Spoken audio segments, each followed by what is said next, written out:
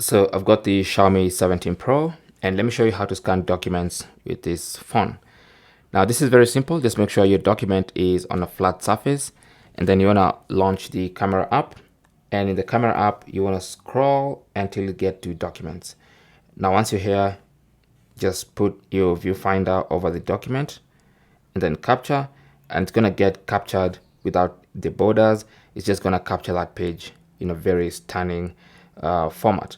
Now keep in mind that this is going to be saved as a JPEG by default. If you want to convert this image into a PDF, just tap on the three dots and then select create PDF and then save.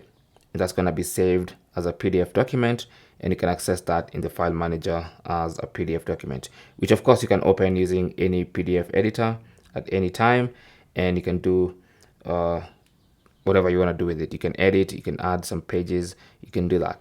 So if you have a multi-page document, you can just scan different pages and then you can use a PDF editing software to put them all together. It's really awesome.